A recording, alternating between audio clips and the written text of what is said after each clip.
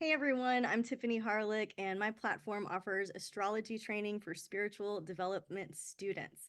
I've been studying astrology since the year 2000. I have a master's degree in health psychology. I practice Western evolutionary astrology with a focus on spiritual development, and I'm also a certified master teacher. So if you're new here, welcome. If you're old here, welcome back. Please hit the like and subscribe if you enjoy this type of content. The United States is having an election this fall, so I wanted to put together some of my thoughts based on what I'm seeing in the astrology. Just for the record, I'm doing this from a really unbiased place. I haven't looked at my colleagues' presentations or their thoughts or their ideas, so I'm totally not influenced. This is just me looking at the astrology, coming up with what I see in an unbiased way. So if you're hoping that I'm going to tell you which side to pick, I'm not doing that at all. I'm just telling you what I see in the skies, in the map of the skies. Towards that, I believe in one God who created heaven and earth, and this God also created our night skies and the stars and the planets and all of the things that inform the seasons of life and the cyclical nature of life, right? This is how we can see order and chaos is through these different seasons. And so, the skies are part of a God-given intelligence and information system that we can employ, that we can all learn, that we all have access to. It's a universal language. Your birth chart, your natal birth chart is a map, right, of God's will for your life, in my belief. And you also have free will. So none of this is like set in stone. It's just, hey, I was born with curly hair. I can straighten it or I can scrunch it up. You know what I mean? I was born with blue eyes. I can wear those blue eyes or I can put green contacts in. So there's what you have and then what you do with it. And the forecast is kind of similar. Might be raining outside. Some people are going to go dance in that rain, and some people are going to hold umbrellas and get where they're going, and some people are going to cancel and not go anywhere because the roads are wet. So this is what we're looking at is just the weather. So what we do with it is really up to us. And so please set the intention for yourself that you're not going to use any of this information to scare yourself, that this information will help you have a roadmap to see what the potential is, right? The evolutionary potential is for both candidates and the United States of America. Let's see. I was just going to introduce myself to some of you who may not be familiar with me. I do offer one-on-one sessions. I create a digital astrology calendar that travels with you in any time zone and is available for any device. And so that is one of my very favorite projects. I've been doing it for 7, 8 years now. And so I hope that you'll check that out and enjoy it. I offer a spiritual development membership. So if you want to study astrology with me, please come on. It's $29 a month. And I have 4 planets in Libra. So this is kind of a hard topic for me to cover because I want everybody to win. I want everybody to feel good. I'm overcoming the sense of that, right? But 4 planets in Libra is a lot. I also have 4 planets in Scorpio, which makes me highly sensitive, intuitive to the undercurrents of what's really going on. And it makes me very strategic. I have Sag rising, so I like to have a good time as we're doing this together, but it also gives me that built-in BS detector, as my aunt told me when I was very, very little. So before we get this party started, I just want to say a quick prayer for both candidates. Just God bless both candidates and their families. God bless the United States of America and our citizens. God bless myself as I'm sharing this information and all of you guys watching and enjoying it. Just a blessing over you for your own discernment, to use your own intuition as you enjoy kind of the show, really. You were born wise. Spirit has a plan for all of us. Our Creator knows what's going to happen. We are told not to fear. We're told to love each other. So don't be afraid. And it's going to be okay either way. All right. So I'm just pulling up the presentation I have going for you here. Let's see. Share screen. Share. Okay. There you go. So hopefully you guys can all see this. This is my take on the election, the presidential election of the United States of America. I'm looking at dates and candidates. All right, let's go. So the candidates, I'm going to be looking at what they have in common, right? That's what we're taught to do. Find something that is in common. Find something that you can see eye to eye about. I'm going to look at their wounds, right, as people. And I'm going to look at them as opponents. Okay, the dates. These are the key dates that I'm looking at right now. So September 10th, there is the second presidential debate. I did do an astrology commentary on the first debate, which was between Biden and Trump. So if you want to look back at that other video, I will link it for you. The second date I'm going to look at is November 5th. It's election day. You'll notice I'm leaving October out because there's the vice president debate is going on, and there are some other intense astrological moments going on, including an eclipse. But I'm not including that for the purposes of this data take at this time. So I just wanted to acknowledge that. And then we've got inauguration day, and I think that's where I see things totally differently. So I feel kind of ambiguous, could go either way up until inauguration day, and then I feel like that's that's where I'm really most curious about, I'll say. All right. So before we get going, the United States of America has Mars and Gemini. So there was always going to be a dual party political system. And we need that. We need the differences in order to grow and evolve. There is not one right way and one wrong way, even though we have different views and opinions. Both of these systems help us face obstacles and grow and evolve. So good news, bad news, who knows? But these are people, and we should love them and we should bless them. And they do have some interesting things in common. So the first thing that I noticed in common is that there is a Gemini focus. And so how Trump's Sun, North Node, and Uranus are over here in Gemini. His Leo he's got Leo rising, which means that Leo is ruled by the sun. So the sun is his chart ruler over here in Gemini. So there's a very strong Gemini focus. The North Node is a sense of fate and destiny and where he's going in this life, in the 10th house of career and public standing and reputation. And with Uranus, the change maker, shock and awe, stirring things up, right? That we can see that in his story. But this Gemini focus, right? We can also see it in a different way in Miss Harris's chart too, right? So Mercury is her chart ruler. We've got Gemini right here, makes Mercury her chart ruler. Her Mercury is over here in Scorpio, which makes her very intuitive, calculating, strategic, and it's very close to her sun. So that's kind of an interesting combo. Her Mercury is in fifth house. The fifth house is like the womb of creation. It's where we create, it's where we have joy, it's where we have children and babies and things that take a gestation period to produce something that we love. So yes, creativity is part of her charm as well. But this Gemini focus means that both of these people are narrators. They're writing the narrative of the United States right now. Not alone, right? They're not doing this single-handedly, but both of their charts lend them to be the narrators of our times. Oh gosh, good. I knew I was going to find a spelling mistake early on. Don't discredit me for that. But they're not only just the writers, they're also the directors. Look at this 12th house Pluto Mars going on, and her 12th house Jupiter in Taurus, like very stubborn, not going anywhere, and then creating great change from behind the scenes. The 12th house is kind of the director's house. So the ability to influence what is said.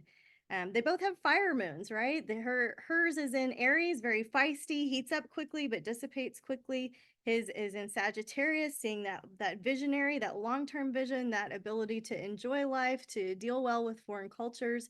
And both of them are very feisty moons. Fire moons in general are very feisty. Think about your friends and family and loved ones who have fire moons, and you'll get a take on, your version of that. The song Dancing in the Moonlight came through my head. So you guys know that I teach intuition and spiritual development. This is a song with a really difficult, challenging history when they were developing the lyrics. I'm going to leave that for you to Google up, but this is what popped in. So take that with a grain of salt. Both of these candidates have their Mars in Leo. So Mars, the fighter, Leo, the celebrity. So I feel like, when I see I turned on the TV this morning just to see like what is going on in the news, and the way that the advertising is done for the election, it's like very sporty. It's almost like, are we watching football or like a political discourse? So I feel like this Mars and Leo makes it very gladiator, but makes it very much like who's in the arena now. And I just find it an interesting thing that they have in common. Let's keep going. Everybody has wounds, right? And the places that I look for wounds in the chart is going to be Chiron, of course, the wounded healer, but also represents our soulmates. Chiron shows us something that we have to overcome. And once we overcome that and we heal from it, it becomes our medicine bag and our tools that we have to help other people. So study your Chiron if you haven't yet. It's a great gift for you in your astrology chart. But I also, in addition to Chiron, we could look at Saturn, where we have some fears. And I love to look at the fourth house for wounds because it shows us what type of childhood environment that we grew up in, or something from the past, or something that is kind of hidden that we don't necessarily want everybody to know about us. Um, those are the places that I look for when I'm like, I wonder what their wounds are. Both of them have interesting fourth house. So, fourth house, childhood, but also our lineage where we came from. So here's his first house. 1, 2, 3, 4. We've got a moon and a south node here. So there's got to be some kind of past life karmas going on. I see his Chiron is in his second house over here with Libra. Second house rules finances, financial exchanges, our values, our core values, our worth. And so to me, there's some kind of wound that may have happened with an imbalanced financial relationship, and that could have come early on. And so therefore, he would be the type of person that needs everything to be real clear, real fair, and zero tolerance for people that aren't going to come to the table with the credentials or with the capabilities. I saw an interview of Letterman with him. I think it was from 78. And I heard him say that. So that part is not just me thinking. I heard him say, right, like that he has zero tolerance for incapable people. And I can see that as part of a wound story. So over here in Kamala's chart, Miss Harris has Chiron and Pisces. So the wound coming in through her belief system, her spirituality, maybe even publicly martyred or suffering greatly for her beliefs. The 10th house rules our reputation. She also has her south node in Sagittarius. So both candidates with their south node in Sag. And it's in her 7th house. So it could be that she's prone to repeat mistakes or have the same types of challenges with partnerships, or the 7th house also represents open enemies. So having kind of the same feeling attacked at work could be something that is people that also feel that way she would appeal to that type of thing, that people who feel attacked or wounded from their workplace or their partners. Okay. The candidates as opponents. So I mentioned that both of them have their south node in Sag. Were they past life frenemies? I don't know. Sagittarius is very friendly, but it's the archer pulling the arrow back, focusing the information. Could they have worked together in some other lifetime? Both of their south nodes loosely trine or activate in a positive way their Marses, which are in Leo, so fire signs. Both of their moons are activated. Trump's is conjunct. Kamala's is, where did I see that? Trine, yeah, fire sign to fire sign within a couple of degrees. And it's also trine her Mars. I think I already said that. But yes, so Trump's south node is in his 4th house of home and family. This makes him very protective, that protective bear mode.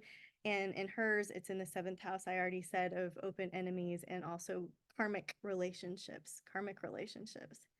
So that is just a brief take on the candidates from one lens. There are many lenses. Plus them both. We're going to look at the dates next. This first date in September, I'm looking at because of the presidential debate. So the astrology leading up to that, there's a lot going on September 2nd. Specifically, there's a new moon in 11 degrees of Virgo. And as you follow the new moon stories, the new moon always starts a new 2.5-year cycle. Okay, so the new 2.5-year cycle starts every new moon once a month. In September, it happens to be in 11 degrees of Virgo. 9 months later, the first quarter moon will be on June 3rd, 2025, and we'll be like ready to act based on these themes that are starting to occur now during the new moon. On March 3rd, 2026, 9 months later, the full moon will also be in Virgo, and it'll be an eclipse, and it will illuminate a lot. So what's happening now, we're going to have a big storyline around these 4 dates. 9 months later, there will be the full moon, and the Virgo family, moon family story will complete in December of 2026, so later that year. If you want to study how the moon family cycles affect the presidents and the election process, one really great one to study is George Bush and Iraq. Okay, so we do cover that in some of my moon classes. If that's something you're interested in learning with me, please come join the fun. Also on September 2nd, in addition to a new moon in Virgo, that's kicking off a new 2.5 year cycle, right? When it comes to Virgo themes, healthcare, day-to-day routines, data, organization. We also have Mars square Neptune. This is super uncomfortable. This is deception and delusion and oil spills and toxins. This is not having all the information or feeling like you're not getting all the information fairly. Venus is right next to the south node. So there's some kind of, the romance is over, right? There's something that is, we're kind of done with at some level. Uranus is in Taurus and it will retrograde and it will hover over Algol, which is a fixed star that astrologers have really, it's the beheading star, right? Like it's the danger star. It represents feminine hysteria, okay? So these are old words used to describe Algol, the fixed star. But the point here is Uranus retrograde slows down in Taurus, food, finances, money, food chain, Taurus, body, strength, right? And it's over Algol. So it feels like there's some kind of um, challenge, right? Some big challenge. This is a lot of energy circulating on September 2nd before this second presidential debate. So I'm going to look at how do these aspects on September 2nd look for the United States and the candidates. So first of all, this new moon for the United States, so something new that's happening for this country is intercepted in their ninth house of beliefs, of philosophies, of foreign cultures, of foreign affairs. So something new is happening, is bubbling up now, themes that are bubbling up now, and we'll see more of these themes revealed on these dates. The Mars Neptune square, right? I feel like like Pisces, gaslighting, poison, deception. It's in the seventh house. So look, you can see Mars over here in the seventh house, square Neptune just hovering between the third and fourth house at the 29th degree, which we call the anaretic degree in astrology. Um, yeah, and so I feel like I was having a panic because am I still recording? Good. So I feel like this is a very intense karmic, it's the degree of decay of things falling down. So whatever's dissolving whatever's dissolving is helping for an evolutionary process. Transiting Mars in the sky is conjunct the United States, Venus, and Jupiter. So you find Mars over here and you see the Venus, Jupiter. Venus, Jupiter is big money. And Mars is weapons, explosives, guns, knives, forges, things that cut and pierce. Mars represents blood flow. And we'll see later that Mars is going to go on to T-square the nodes. It's getting there. It's not quite there yet, but seems like a very interesting point in the seventh house of open enemies, right? And karmic relationships. Neptune is moving into the fourth house. So how will the belief system of the United States change? Will we see more faith-based schools or more home schools that have to do based on religion or spirituality? This is going to be a theme that we're going to see replicate throughout the presentation. So Venus next to the south node in 4 degrees of Libra is up here in in the 10th house of this nation. The 10th house is about reputation. So kind of lightheartedly, I was saying goodbye to the reputation. So are we losing our face? Are we losing our street cred, in the world, basically? Uranus retrograde on Algol. This is happening in the 6th house of the United States. I just listened to a podcast recently where brother and sister Casey and Callie means we're talking about the healthcare system and big pharma and what's going on. You could say like poisoning our waterways or what's going on with the healthcare system in general. She went to Stanford and I believe it was her 5th year of medical school that she put down the scalpel, walked out and said, I'm never coming back. I'm not cutting into another person until I figure out what's wrong with our health in this nation.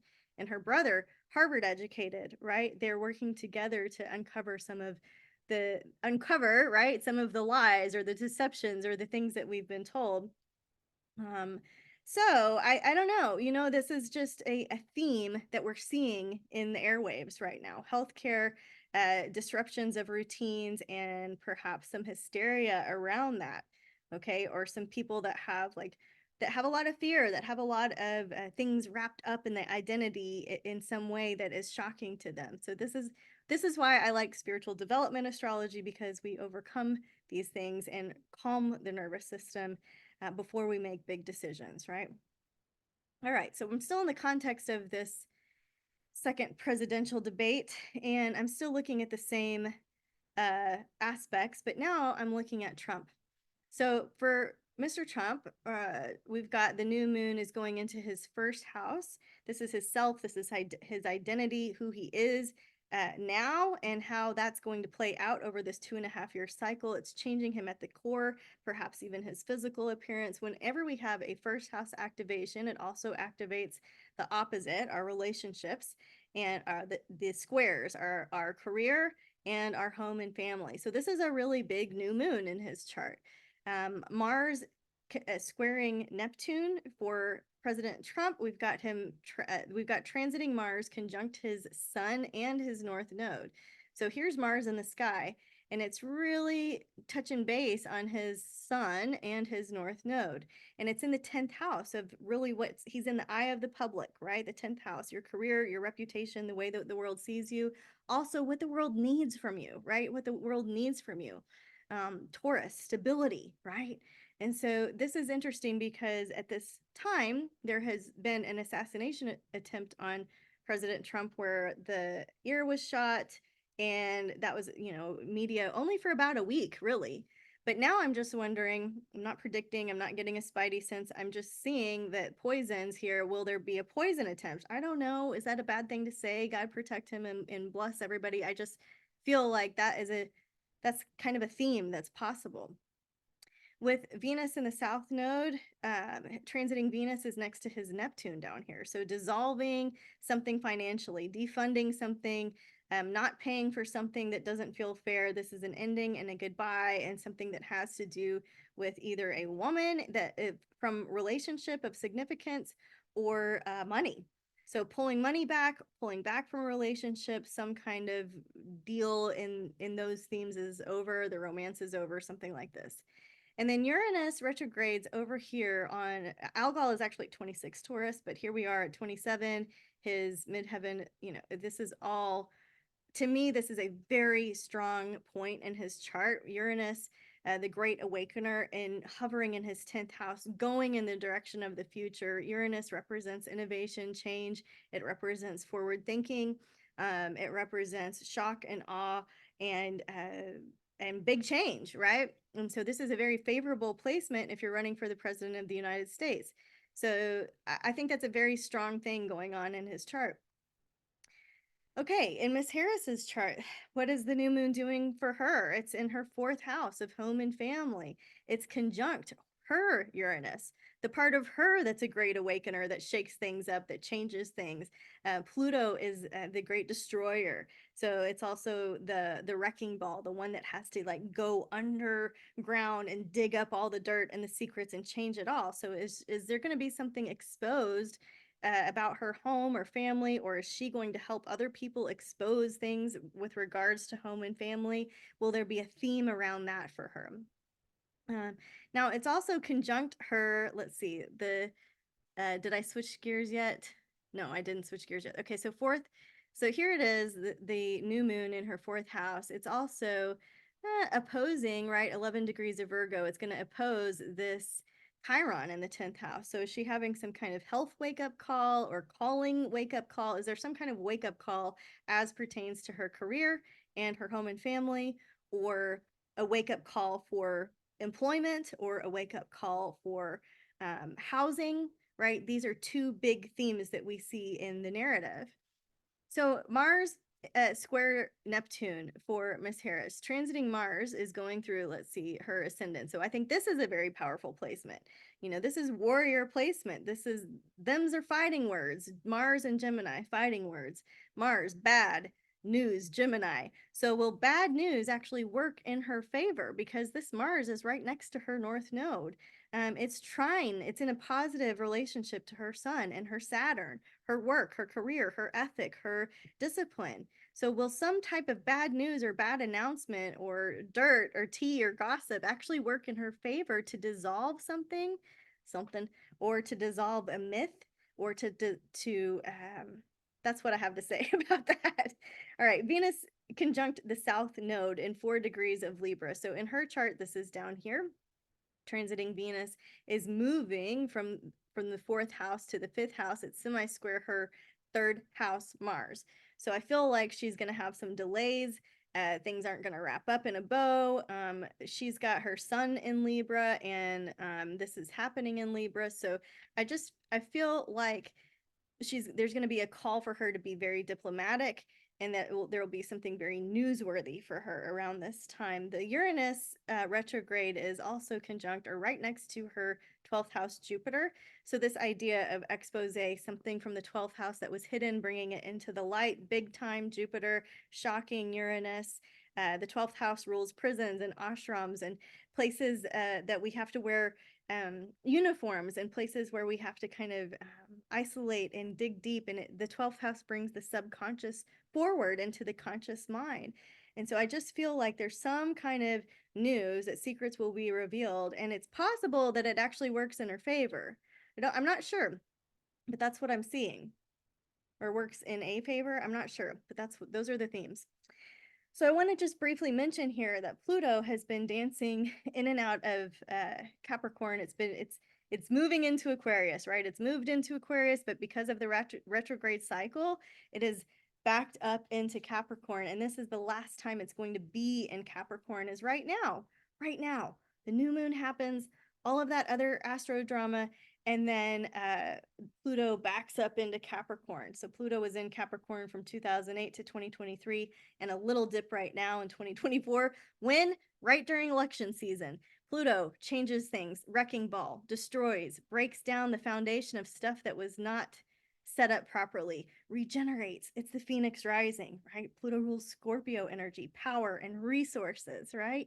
So what's your real power source? For me, that higher power is God. And as we say in recovery, may you find him now. Okay.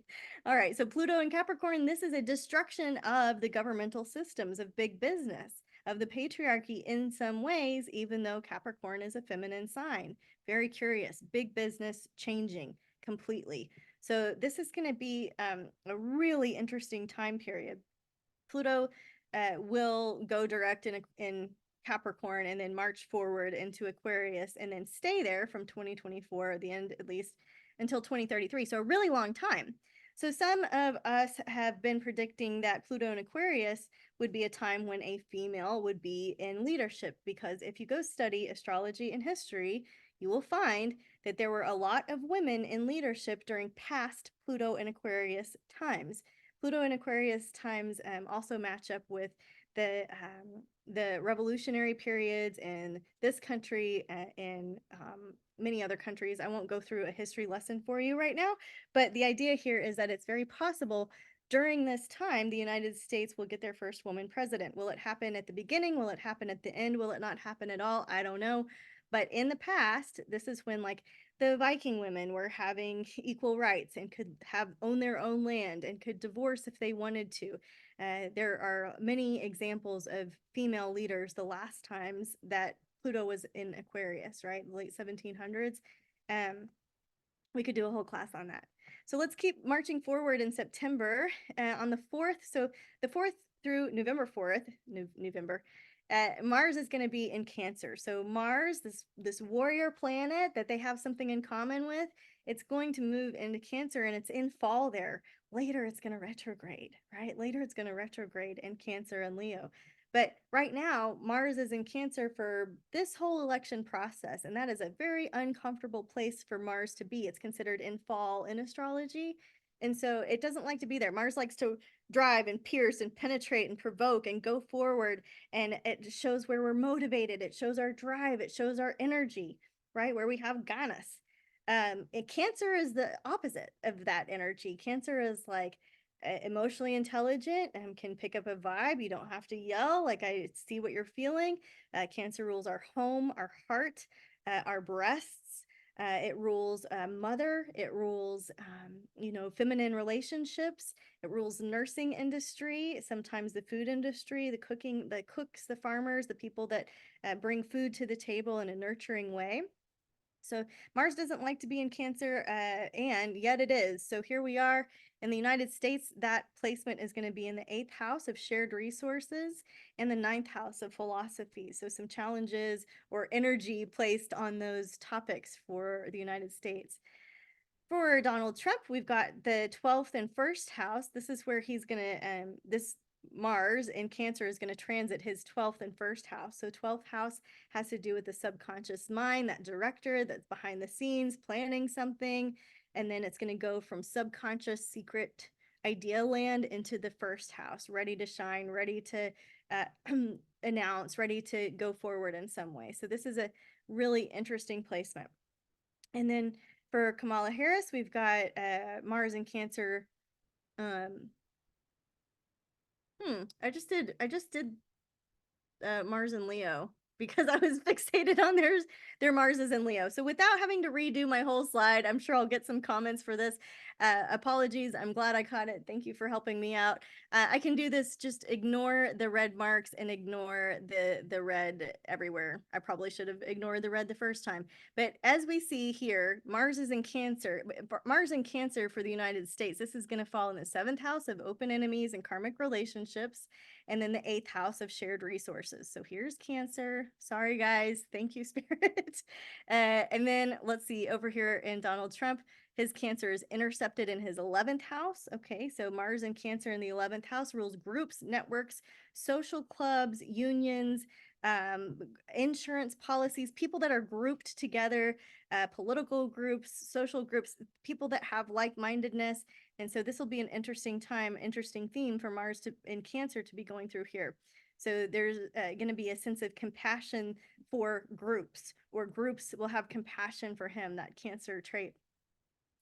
And for Kamala, we've got Mars in Cancer goes through her 1st and 2nd house. Again, that Mars in 1st house feels like a very strong placement to me, where there's energy and drive and momentum coming forward as the matriarch, a divine feminine type of characteristics shining through Mars in Cancer in the 1st house. So I apologize for that, guys. Let's keep going. Okay, so the next tidbit. So now we're past this little bit of the presidential debate happening on the 10th.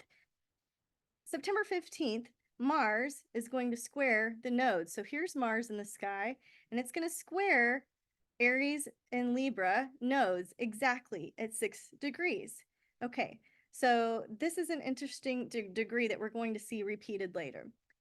But Mars squaring the nodes in general, Mars is already ready to fight. Mars transits show up early. They usually show up 5 to 7 days early. So we could be seeing the effects of this during the presidential debate.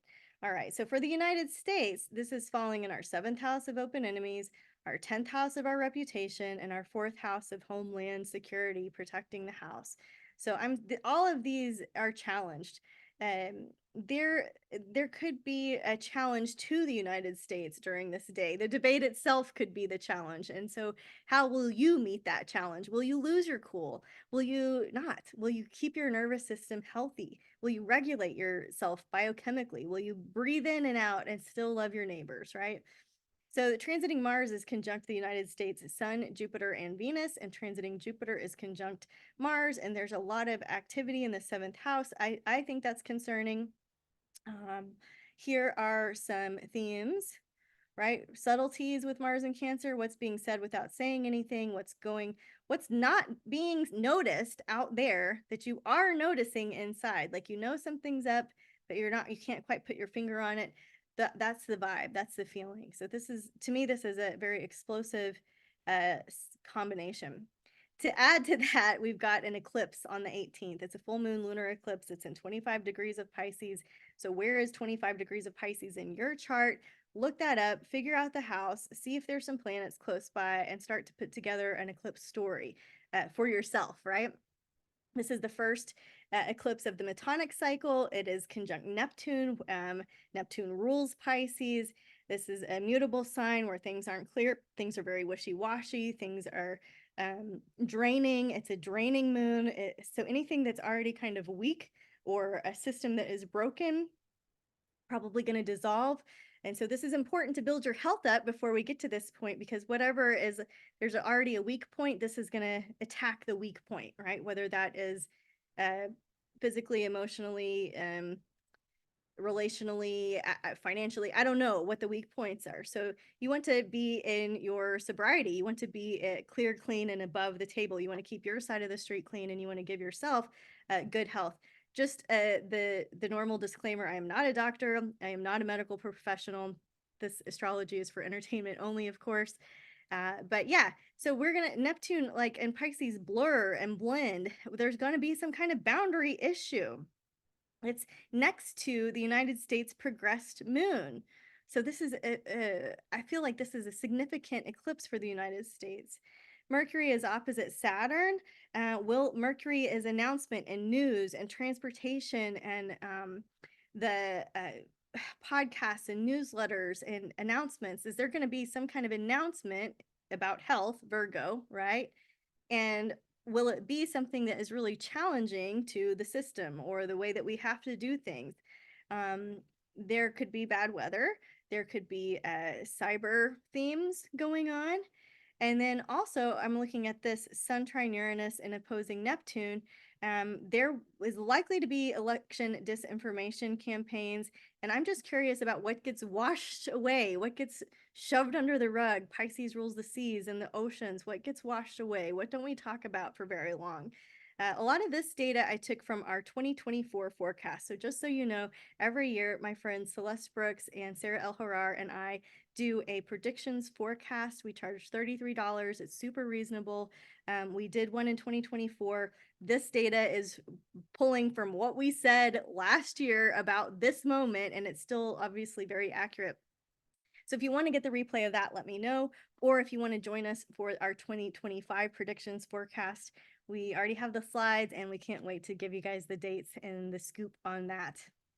Okay, so every full moon, right? If the new moon starts a new 2.5-year cycle, a full moon offers reflection, more insight, more illumination, more light on the subject. Okay, so this eclipse is offering some insight and information on themes that started back in March 21st. Now, I didn't work very hard for this piece of data. I put in the date, March 21st, 2023. I put news, I put politics, and at this time, immigration was a big theme. So there was a New Deal for New Americans Act that was proposed, and the theme is all about immigration and naturalization. So it doesn't really matter what side of the fence you're on that. Bad joke, I didn't even mean to make. But the idea here is that you see the theme, and now you see it again now. There's a big theme for immigration as this debate, the second presidential debate, is going on, and Pisces blurring the boundaries or not having to come up with boundaries or changing the boundaries, right, in many ways. And the issue of healthcare being involved with the immigration process. So let's keep going. You guys doing okay? All right. September 18th, the eclipse in 25 degrees of Pisces. Now you know what the themes are. How does it affect the three key players here? Just know that eclipse events can happen 30 to 90 days before the actual event. So don't have fear around September 18th. The Bible says 365 times, do not fear. Don't fear. Do not have fear around this. Just know that eclipse events can occur well before this. You might have already had your eclipse event when you're watching this. You might know what your eclipse event is. The eclipse themes with Pisces have to do with religion, spirituality, psychic development. Pisces rules feet and the lymphatic system. It rules our ability to blend and to be one with the universe, right? It rules culture and arts and music and the beauty and the muses. It's the last sign of the zodiac. And so over here, the United States, 25 degrees of Cancer, look, I made another error. I apologize. Mercury is still in post shadow mode, but it's in the third house here. It's intercepted in the third house. It's not intercepted in the fourth house. I'll hide that. So for the United States, right, if you have a Cancer sun experiencing a Pisces eclipse, I love this book by Judith Hill. It's called Eclipses in You, and she breaks the eclipses down by sign. And so her suggestion here is for Pisces eclipses happening with Cancer sun folks, religion and spiritual direction is a theme. Told you we were going to see that a couple of times, right? In astrology, if we start to see themes play out 3 times, we know that we're on to the right thing, right? It's not a blip in the radar. It's like something that's going in the right direction here. So the spiritual direction of the country is going to change here, especially sometime leading up to this eclipse. Now, a Pisces eclipse for someone with a Gemini sun, so 25 degrees of Pisces is right here in Trump's 8th house, and a Pisces eclipse for a Gemini sun. This has to do with reputation, unemployment, parents. There are many other themes. Those were the 3 that I'm just pulling out, right? So not my opinion here. I'm just sharing the information. And then for Miss Harris, the Pisces eclipse for her Libra sun. She's got her sun in Libra down here in the 5th house. 25 degrees of Pisces for her falls in her 10th house of reputation and career and what the world needs from her. This is, again, an elusive and draining eclipse. And so health issues were brought up for Libra sun people. So more important for Libra sun and Libra rising to really, really boost your health and take good care of yourself. And now I thought it was funny that employment was a theme for her and unemployment was a theme for him. So I don't know what the narrative will be, but I think that that was an interesting thing. Of course, lymph, immune, and psychiatric or your psyche are illuminated here as themes for Libra sun people. So the Pisces eclipse, this can be a crazy making one. Energy can dissipate, things can be dissolved. And I just want to remind you, whatever's dissolving, let it. If it's going, let it go. Something's dissolving for the purpose of evolving. As we look at November, a lot of the main transits are happening in that 29th degree, the anaretic degree, which involves decay, crisis, and karmic moments. The 29th degree has all the energy of the sign, right? I told you we were going to skip over October, but just to briefly let you know that Mars enters its shadow in October, so it's preparing for its retrograde cycle.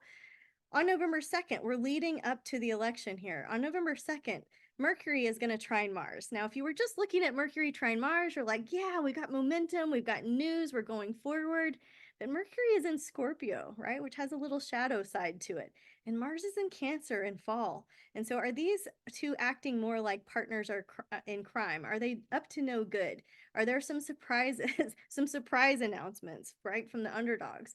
November 3rd, Mars, still in fall, 29 degrees of Cancer, that intense degree. Mars, which is momentum and drive and forward warrior energy, opposing Pluto, right? Which is that deep subconscious Jungian destroyer type energy.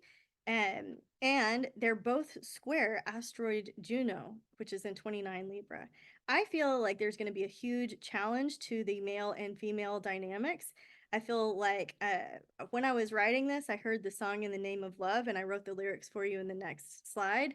But the idea here is, okay, I don't have I haven't thought through this all the way, but there are certain groups of people that are going to have an issue with a woman leading and a male vice president, right? That's a flip-flop of dynamic, right? From what's used to be, or the old perception, or the perception, or however you want to frame it. For a long time, there's been a male leader and the females are more of the secretary type role. Well, there's going to be some kind of theme around that. So whether it stays one way or changes, the idea is that it's just the theme that is being exacerbated. So maybe it's exacerbated so that you can come up with your own view, your own point, your own feeling. So again, connecting with your higher power and trying to get on God's plan and not our plan is really the name of the game. But I feel like there's going to be some big, huge challenge to the male-female dynamics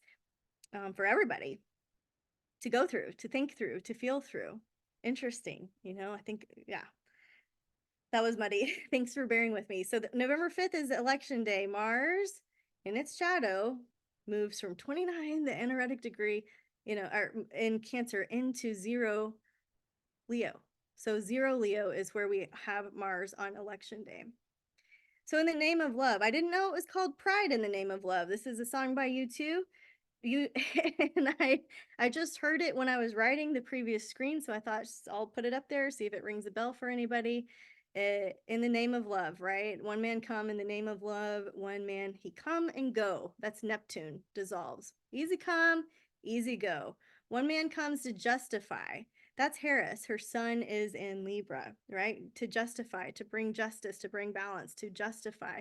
One man to overthrow. That's Trump. That's his 12th house, Mars and Pluto, right? Somebody coming in to overthrow. And then we're talking about the name of love. And of course, many of you know that this song is actually about the assassination of MLK, which happened in Memphis. Actually, yeah, I think that evening was right. I guess there was some hubbub online about was it evening or morning, but the idea here is these are some themes that perhaps Spirit brought up to our audience for a reason. All right, past the election. Now, somebody won. We're in December, and the United States progressed Mars goes into Aries. This is wartime, right? December 5th, interesting timing. Mars then retrogrades. Mars and Aries working hand in hand. Mars, the ruler of Aries. Mars retrogrades at December 6th at 6 degrees of Leo. Again, this data is something I pulled from our 2024 predictions with Celeste Brooks and Sarah El Harar. They did not know I was doing this prediction or contribute in any way to this, but they are on board with me sharing this information. This is a slide we came up together, and I think it's fascinating because 6 degrees of Leo, that's where the North Node of the United States is, the future, the direction, the fate, the destiny, right? And it's in the 8th house, right? The 8th house of shared resources and the deepest human bonds. So 6 Leo, Mars retrogrades right over the United States North Node as their progressed Mars enters Aries.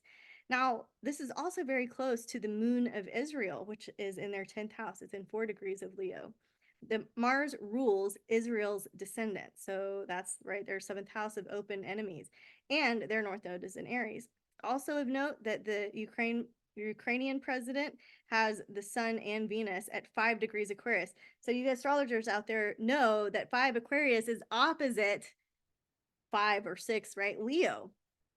So is there some news? Is there some Russian news going on? Is there some Ukrainian news going on? Is there some Israeli news going on? Like, this is a very interesting setup this December. So prayers and blessings for all the countries and leaders. All right, let's look at Inauguration Day, and then we'll wrap this up with a message that I got after praying for you and me this morning. So January 20th is Inauguration Day. This is the chart of the United States in the middle, and Inauguration Day on the outside, which is January 20th, 2025. Transiting Mercury in the sky. What I did was I looked at the transit list and I pulled out a couple of things. So transiting Mercury is square the Saturn. Transiting Venus is trine the United States Sun and Mercury. So good news, bad news, who knows? There's news. Good news, bad news, who knows? People are going to take it both ways, right? Some people are going to experience the news as good, some are going to experience it as bad, but go back to that fable about good news, bad news, who knows? Jupiter is conjunct Uranus here within 3 degrees, right? Is there a magnification? Jupiter is the great magnifying glass. It makes everything bigger, broader, more widespread of Uranus. Crazy. Is there a magnification of crazy? Or is there a magnification of innovation and intelligence? Right? I don't know. Let's see. We've got a Chiron return moment here. So our Chiron return is coming. So Chiron's in 19 degrees. The United States is in 20 degrees. Usually when I see a Chiron transit activated, it has to do with the underdog winning. So if you are sports people, like that's where I'm, and you're looking like, oh, who's going to win? If it's a Chiron moment, usually the underdog. All right. In Trump's chart on Inauguration Day, it's particularly strong, in my opinion. Okay, this is just what I'm seeing. The transiting Mercury is square his Jupiter and trine his midheaven. Mercury square Jupiter in my clients, in my practice, heralds good news. Okay, so the news is positive. It's in a positive relationship to his midheaven, his 10th house, his purpose, what he's here for, what the world needs from him. Okay, so there's a tidbit. Jupiter is also conjunct his Uranus. So will some of his crazy from his party leak out? Jupiter trines his Jupiter. When I'm doing transit lists for people, Jupiter trine Jupiter is a lucky day. This is the day I tell you to buy a lotto ticket or roll the dice or thank your lucky stars or just reach out to those people who are very benevolent and kind and generous, or be benevolent and be kind and be generous. So this is a good setup, right? Transiting Jupiter, trine Neptune, also a very blessed, fortunate, accepted, blended into the fold, blended into the fabric of the company. I've done that twice now. Country. I guess it is a company. It's big business being the United States, isn't it? Now, okay, so those are positive things. On the challenging side, transiting Saturn is square his sun and his moon. So if you look at Saturn in the sky over here, it's in a challenging position to his sun and his moon. All right. So this could indicate some health issues. This could indicate a feeling of being held back. This could feel like you're having to be more mature, more responsible for your duties than you had in mind. And in this transit, whoever was experiencing it, like, remove the drama from it.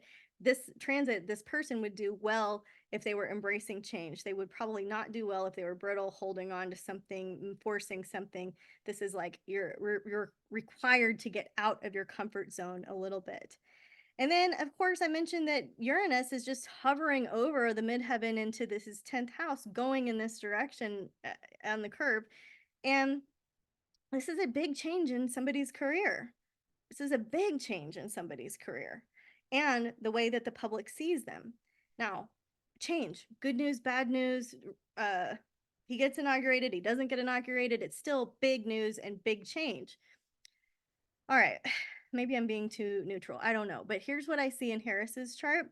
And there's more good news, right, than bad news here.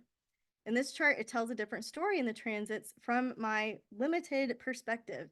But here's what I was shown. Transiting Venus is opposing her Uranus. So here's Venus in the sky, and it's opposing this little cluster down here in her 4th house. And so Venus opposite Uranus, and it's also, I listed it down here. I should have listed it up there, but Venus is opposite her Uranus and her Venus. So women are going to need her counsel.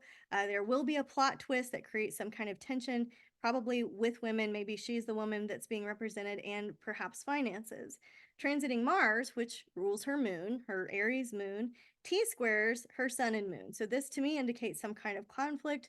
It could be emotional conflict. It could be personal conflict. She's conflicted, right? We all have that experience of feeling conflicted, feeling that inner turmoil. Transiting Jupiter in the skies, the thing that magnifies things, makes things bigger, it's square her Uranus. So we saw in the other two charts, it was conjunct or right next to. This is in a challenging square position to her Uranus, what the great awakener, the shock and awe, the one that brings great change, and squares her Pluto and Chiron. So this little pile up down here, no, I said Chiron and I meant Venus. Jupiter is up here. Let me double check. Yeah. So I meant Venus. Well, it squares her Chiron too. Yeah, it does. I guess loosely here. So within 3 degrees. So Jupiter squaring Uranus, Pluto, a little wide for Venus and Chiron. This is pain magnified. So are we witnessing something that she's going through where she's having a hard time? Now you can't make your guesses based on that. It would be easy to say, well, like, maybe she loses and people are sad and her pain is magnified and that's what we're seeing. Maybe. I don't know what's going on in her personal life. There could be some other pain that she's experiencing that is broadcast at the moment of her greatest time walking the inauguration stage. I don't know, but these are the themes. Saturn opposes her Venus and her Uranus, marriage and business partnerships that are coming up for review or renegotiation of some kind. Transiting Uranus in the sky is square Mars. This to me is like, watch out, red alert, caution, danger, fire, lashing out. This square here is like Mars. I want to get forward and I want to get ahead, but this square is like something is holding me back a little bit. Something, the timing isn't quite right. It's what I would tell a client with this. The timing isn't quite right. Safety first. I would not recommend a whole lot of fireworks or like check the house, make sure that you didn't leave something plugged in or accidentally leave the oven going or something like this. We already covered this one. All right, to leave on a good note for some good news, the sun over here is trine her Jupiter. Okay, that could be good news. And transiting Mercury is trine her Venus, Jupiter, and Uranus. That's a good pile there. That's a good, powerful pile up of good news. So yes, like good news, bad news, who knows? These are the themes, and they look to be more challenging for her than they do for him from my perspective at this time, right? So this is what I wrote. I'm going to stop my share so that I can read from the heart. Thank you guys for watching. Thank you for being here. Thank you for using your hearts. I have, let's see, of course it went away. Let's see. Let me, if you just want to close your eyes and take a deep breath in and out, what I have here for you is, after much prayer, I have a message that came through. And so I wrote it down and I sent it to my loved ones. And here is what I think we can end with. The topic is on voting. So you can receive this if you would like it. And you can take what you want and leave the rest. But here's what I heard after prayer. It says, vote for yourself, your morals, and values. Don't vote for how you would want to control or judge others. Just vote for yourself. Vote based on the behavior and actions of the politician, not their words or promises. Pick out your top 5 concerns and study what each candidate has actually accomplished in those 5 arenas. Volunteer or work in the polling booths. Lean into the groundwork. Help others. Be where the people are and pray over them. Pray for the officials and the election process from the booths where you are. Spirit has a plan in all of this that we cannot understand nor predict. We're called to trust anyways. Our directive is to love each other and God, no matter what. Even when we don't understand the Creator's plan, we can trust it's working together for something good. In the face of disappointment, go to your Creator. Do not lower yourself to unsportsmanlike conduct or complaining. These will bear bad fruit for many. Stick with your morals before and after the election. Hold your head high before and after the election. Our Creator has already sorted out the winner and the loser for a higher purpose. That's fate. Going to vote, that's free will. If you are divided among neighbors and friends, love each other anyway. Take all fear and all concern to Spirit, not to each other. Bitterness and resentment is the devil's playground. Do not take elections personally. This is how you can defeat yourself and lower your vibration. Maintain your spiritual momentum. Keep going forward after the election, no matter which way it goes. Your spiritual mission is just as important the days before as it is the days after. Don't lose your focus. Don't allow the ego to chew on the fat of depression from loss, nor on the fat of self-righteousness from winning. It's not about you either way. It doesn't matter who wins, because God is your employer. You're reporting to a higher duty now. Life is happening from you, not to you. So love each other, be united in love, and vote for yourself. All right, I hope this has been helpful for people or entertaining. I certainly had some mistakes that I appreciate the help correcting there. And yeah, this is just my view at this point. My intention is that it helps you see the roadmap ahead and what's possible, and that we can kind of calm our nervous systems and move through this next season of life with grace, with ease, with love for each other. And I think that's all I have for now, guys. Thank you for being here. I appreciate you, and namaste.